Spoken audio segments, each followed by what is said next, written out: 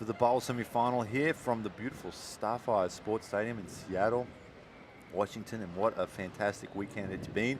We get a look now at the New Orleans Royale versus the Maryland Exiles.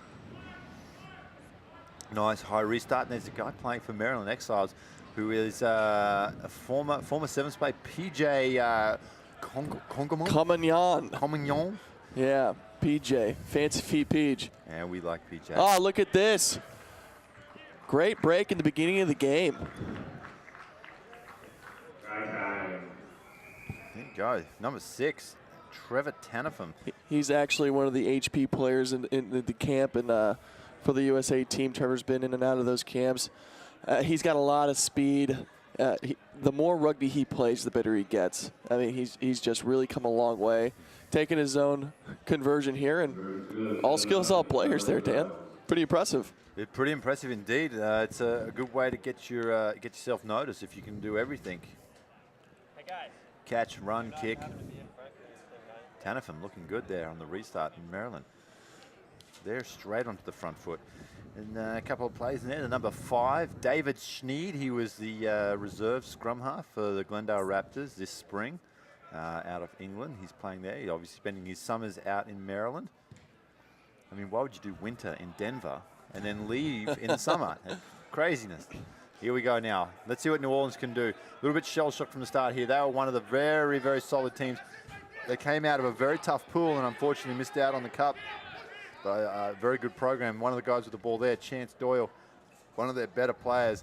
The other one, Rambo. He doesn't look like he's on the field right now. Bobby Johns, he's affectionately known as Rambo. One of my old sparring partners, Dallin Stanford, named him that with the headband last year at the Serevi tournament, and it's kind of stuck, much to the dismay of Bobby Johns and his family. But we'll get Rambo on the field here in a little bit. Now New Orleans stretching away on the attack. Beautiful support. Oh, just one too many there, Dan. Looked like they had everything going in their direction, and just that 50-50 offload just didn't need it right there. You had it. You had some momentum going in. Just that one-handed 50-50 at the shins. Hard to pick that thing up when it's at your shoelaces. Yeah, if there's one person who doesn't like 50-50 passes, it's Colin Hawley. 80-20 at least. 80-20, you know, unfortunately everything I pass now is 50-50, so it could go absolutely anywhere. So I'd give you a 60-40, Dan. You are a gentleman, Colin Hawley. Thank you very much. Now we see the Exiles coming in attack. They scored straight away last time, and it was the man with the ball now, Trevor Tanifum. Double loop there. That one doesn't go to hand, though, and he is swamped there by some New Orleans defenders. Chance Doyle trying to get right over the top. Look at that beautiful beard of his, and referee blows the whistle, and he's got a nice little knock on there. New Orleans, though, seem to have woken up after that first try. Still down 7-0, but they've got a great platform to attack here, about 15 out from the line. I'll tell you right now, Dan, the hurdle for these teams on the second day competition is waking up at 8:30 in the morning and having to play some rugby. You know, I was just asking Lou Stanfield, when was the last time you played at 8 in the morning? And he's like, I don't know if I've ever done that. You know, so it's definitely a hard thing to do, to wake up and commit to hating people all day today. So. Oh, nice line. Beautiful, straight, hard-running line there. Looks like Dukong there goes under the try line in the 12 jersey. So that's New Orleans doing what they do best. We've seen some dangerous running from them, absolutely. Now that ball just comes out to the side, and you know, sometimes you just got to pick a hard line and run straight through a gap. You know, and the defense is sitting back there waiting for you. The best thing you can do is just go right at him. He just sliced through the defense like it was nothing and scored into the post. Great stuff from both sides, but a little inconsistencies going on early on. A little bit of wake up and let's play some rugby. Again, it's 8:30 in the morning here, so 8:45 to be exact. And yeah, I can't remember the last time. Probably when I was about 8 or 9. Played rugby this early in the morning. So, and when you're 8 or 9, you're already well up at 8 in the morning. You've taken in probably 2 hours of cartoons and a couple of bowls of sugary cereal. As we see Maryland break through here, really end-to-end stuff here. That one could have drifted forward. Goes out to PJ. He looking for runners back inside. Let's see the footwork. PJ goes it inside, outside. Unfortunately, the sideline trips him up. He's not happy. No, look at him. Look at that, the touch judge. Little PJ Congerman. He needs to get a step ladder so he can get up to the touch judge's level there and look him in the eyes. Just give him a little opinion.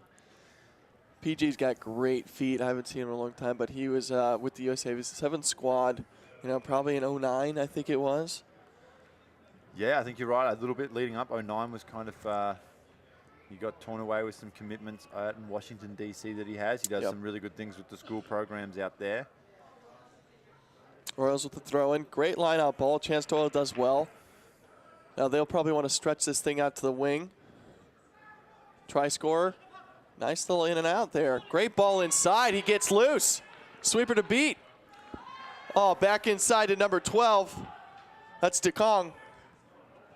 Right underneath the tackler. Yeah, good work from him. He's shown that he's a strong ball runner, and they've got big numbers out here to the left. They can use it. Comes out now to Rauziano. He's well met, though, one-on-one. Nice tackle. This could be in trouble here. He's only got one in support. Getting dragged across here. Now, Chance Doyle, he drops in. The king, the beard. He looks across now. Nice little pick and loop. Oh, he's just overrun. He's there. It's almost like DeKong could have been looking for that hard unders line again, but couldn't get on the same page as the rest of his teammates. Unfortunately, overruns it, and that ball drifts forward out of Louis McHale's hands, and they're going to pack it down for a scrum for the Exiles, and they get a reprieve there. Yeah, you just saw the New Orleans Royals coming in, having a good strike run there, an attacking phase of rugby, and just not on the same page. Guy's taking a short line. He thinks he's going to be out wide. Just maybe a little communication error there, and then the forward pass over the top gives the Exiles a chance to go back. The ball in the hands of Trevor Tanifum. Great little in and out move. Yeah, nice stuff. Sneed throws a very dangerous long pass across his line. Now comes out to PJ.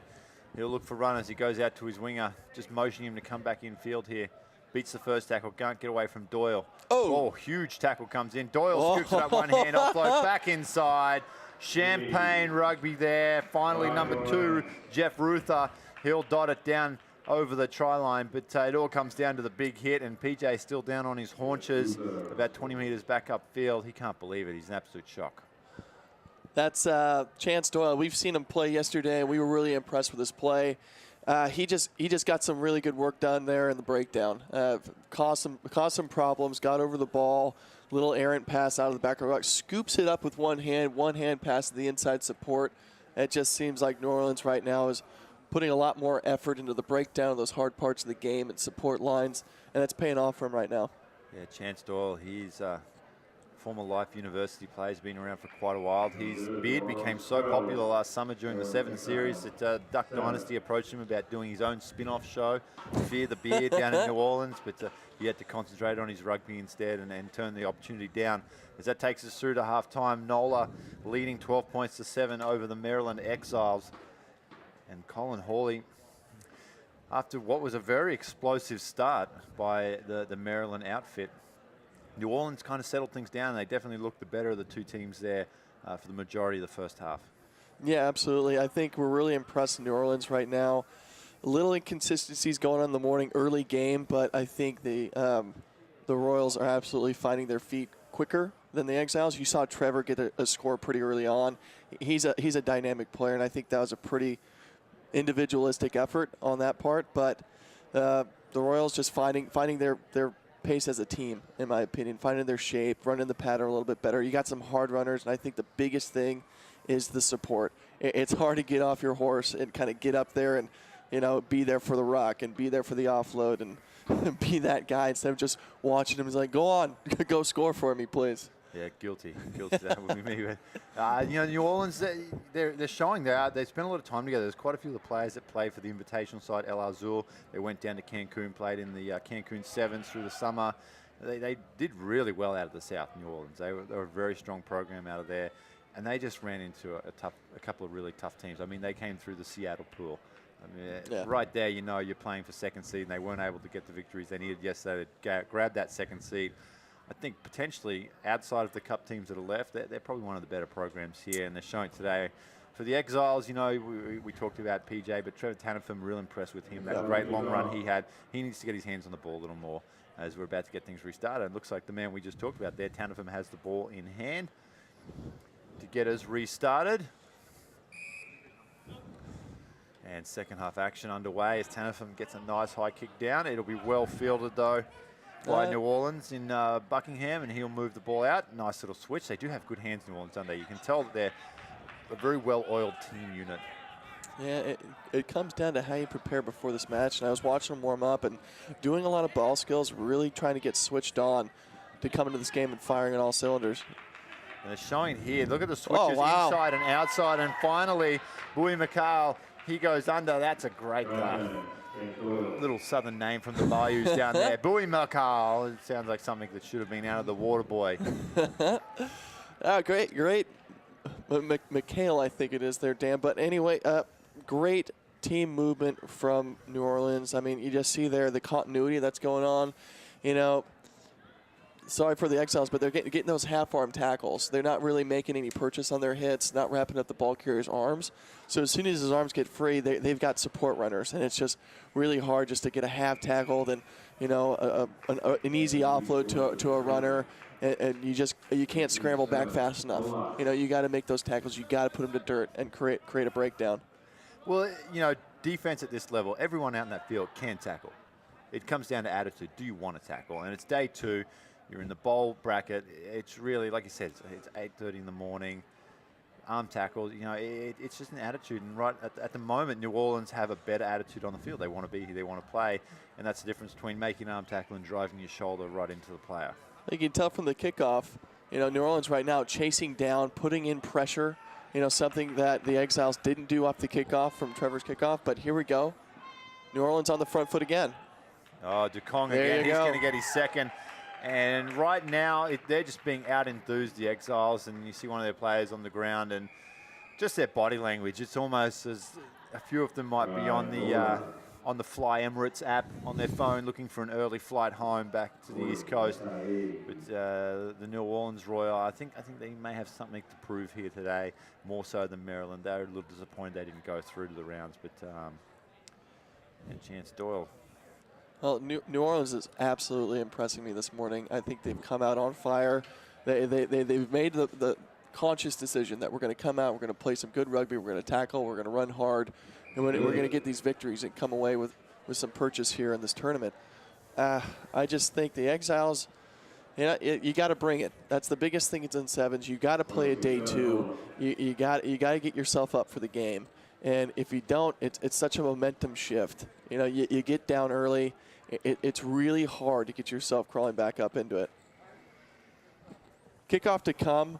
Look at the chase coming in from New Orleans. They're still chasing down. They're still contesting in the air, and they get their just deserves right there. Another win for New Orleans off the kickoff.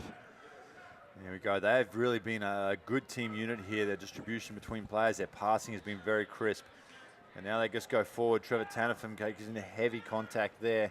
That was a beautiful run from Lesacia. Again, another one of those French names showing the influence there down in the southern states. New Orleans, Louisiana. Look at the offloading.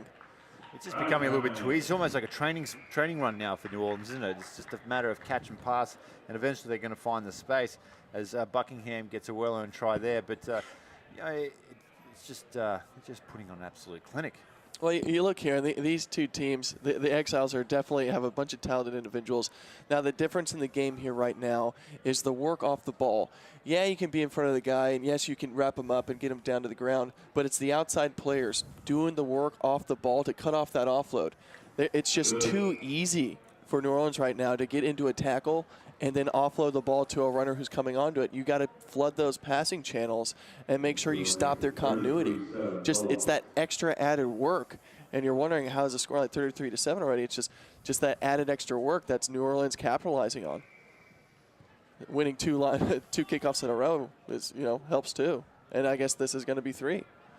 Yeah, I mean, the ball is gold. No more relevant than in sevens when there's only 14 minutes of play. You've got to keep your hands on the ball. And finally, the Exiles get some possession as New Orleans kick it away. But could be in trouble if they can't secure the possession here and lock the breakdown down. They do that. Fakes the kick, comes back inside. Exiles now showing a little bit on attack. Passing back. Nice little pull out there. Saw this opportunity had closed down. Now they're going to do a little bit of running. Needs an offload, though. And there you talk about the difference. Look at the New Orleans defense getting back on side, shutting down their channels, shutting down the running lines for the support players. Exiles there. Beautiful tackle from Chance Doyle. Comes in, crunching tackle, knocks the ball free, and they're going to get a scrum here. Well, there you see it, Dan. It's exactly that point. You watch the New Orleans Royals on defense. They're always constantly moving. They're always constantly cutting off those passing channels.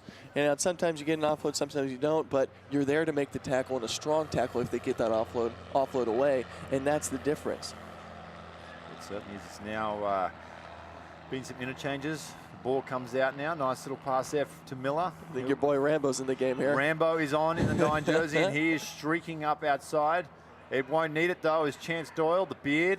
He'll get away for a try, and this scoreline just gets a little bit more embarrassing for the Maryland Exiles. As he dots it down to 38 points to 7. A minute left to go here, but it has all been, pretty much an absolute clinical display. One-way traffic this second half, absolutely. Without that first score, individualistic try there from Trevor Tanafum in the first half, this could definitely be a goose egg, but it starts from the pressure off the kickoff and not being able to handle that well. I think all credit goes to Chance Doyle right now. He's been combative at the contact area. He's been scoring tries. He's been offloading. He's been contesting on the kickoffs. He's taken his own conversions. I mean, this guy's quality. He's one of the better players that I've seen this weekend. And he's just a specimen too. Let's not forget that. And he's got the beard. Fear the beard. Yeah, and he's got a beard. There you go. Here we go. Kick off. He's going to let this one go though. He's probably exhausted. He's chased the last 3 down, and they don't recover. Unfortunately, a little knock on there from New Orleans. They're going to pack a scrum down. Just 13, 12, 10 almost. 10 seconds left on the clock. Let's see if the Exiles here can add a little bit of respectability back onto the board and get some points at the end of the game. They're going to have the ball with the put in. That's his Towns there with the ball. Sneed standing back at fly half position. Let's see what they can do. Like to see the Exiles get some purchase here on this attack. Nice. Sometimes you just got to put your head down and go, Dan. You certainly do. Enough is enough. Yeah, New Orleans do well to recover that little half gap there for Sneed. Shuts down pretty quickly. Now the dummy. That one's going to be a little bit better. Does well to get through. That's Towns again by the look of it in the 8 jersey. Lets one go past him. Now comes back. Beautiful ball there.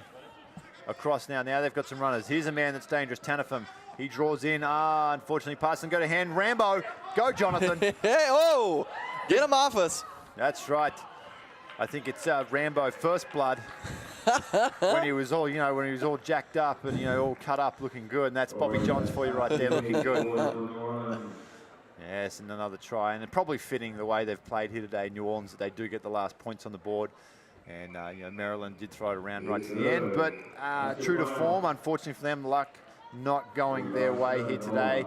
Ball goes to the ground, and Bobby Johns, the aforementioned Rambo, he runs quite a long way before finding his support, and they'll dot it down, take the final score of 45 points to 7.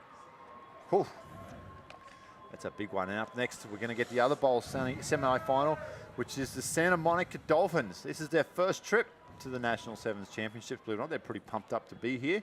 They find themselves up against 1823, which is Paul Holmes of Tiger Rugby and James Walker as well of Tiger Rugby. That's their development team out of Ohio there, led by Taylor Houghton as well. His other team, the Denver Barbarians, he was with them in the spring. Finds himself in Ohio now playing for 1823. Very talented. I mean, Perry Baker, that's a name that we watched him on this field. He scored some great tries. He's quick. He's quick. That's an understatement. I actually was in the room with Perry, and I asked him to turn the light off, and he turned it off, and he was in bed before it was dark. He was that quick. And he's so quick, he's even fast asleep. He is. He is. We can sit all day making fast jokes, but he is that quick, Perry Baker. And he got a look. I believe he's under contract now with the USA Sevens. Yeah, he performed real well at the HB camp, well enough to garner a contract from his performance over there. There was a bunch of scrimmages, and he was just a try-scoring machine. He was just did what he needed to do from these development camps, these games, to show that, hey, I can play some rugby and I can score some really exciting, dynamic tries on the wing, and that's his job, to be fast and dynamic. So we got him coming up here in a little bit, but also Santa Monica. A lot of guys on the team there willing to do some work here. I know they were pretty upset with the